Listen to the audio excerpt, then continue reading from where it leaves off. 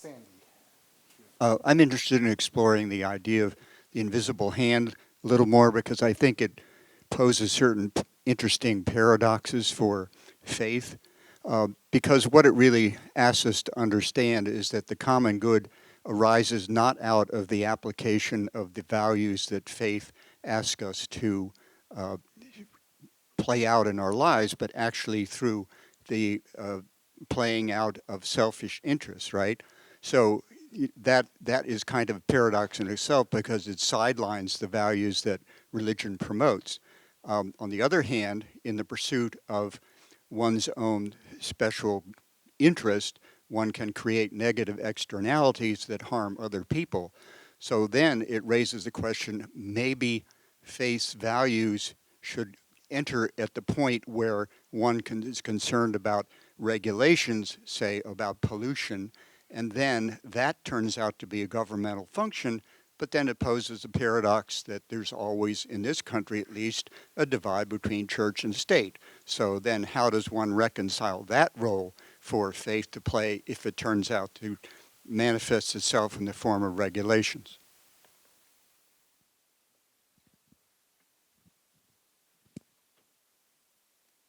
Thank you. The one reference to the invisible hand and the wealth of nations comes within that context of Smith arguing that the person who looks not to the good of others but to his own self-interest actually serves the good better than the person who actually looks to the good. And so well, how can that happen? That's when he invokes the invisible hand, which is sort of a deist stoic idea. So it's theological all the way through, and I still think the invisible hand is a theological idea that we have to ask if this is the character of the divine. But one of my concerns, and I don't know if this is, I mean, I assume that economists wouldn't agree with this, is that what the market rewards is greed and fear, and those are vices. And if that's true, and it seems to me there's some evidence of it recently, that if that's true, then you're going to get the society you deserve. And that's one of my major concerns is, now my friend Deirdre McCloskey has tried to develop economics based on virtue theory, but I don't think she's been successful yet. We'll see if that's true, but I would love to see an economist who actually embraces virtue theory and takes seriously the idea that a society based on what the ancients called pleonexia, greed, is a society which might have a lot of goods, wealth, whatnot, but it's also going to be a vicious society. And if I'm wrong, I would love to be corrected. Well, let me just push back real quickly on this greed and fear thing. What market economies reward is making other people better off for whatever motivation. And mostly it's, sure, everybody is a little bit greedy. I would like a raise, and so would you. But if you think about Bill Gates, he's made so many lives so much better off. The amount of money that Mr. Gates has taken for his personal consumption is a thimbleful of the waterfall of good that he's created. And yeah, of course he likes the money, but he wasn't motivated primarily by greed. Again, the market rewards you for making other people better off. That's what the market does. And by better off, you mean?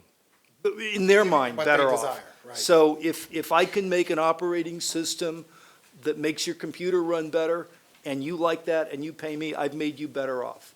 So I'm just going to jump in because that's kind of my question too. I tend to think in sort of large questions, which irritates my editors to no end. But really the question here, and that underlines all of this, is, so what is better off? And I think the one thing that we have to worry about, or at least think about, is whether our beliefs in the market, in these theories, in whatever we think is good for ourselves, which comes from who knows where, is in itself corrupted.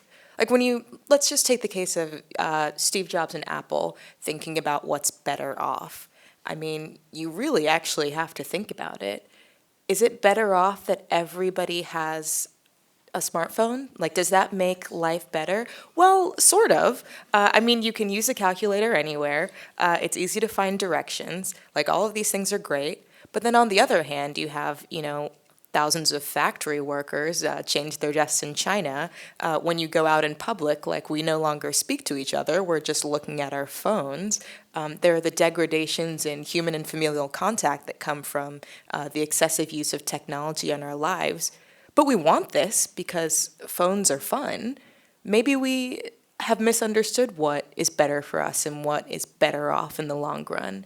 And those are the questions, the big philosophical questions that we need to think about when we think about what is being provided by the markets and by our desires. Just because someone has more money or more goods or more technology, or they can take more flights, does not actually mean that they are better off as a person or that they are flourishing in a moral sense.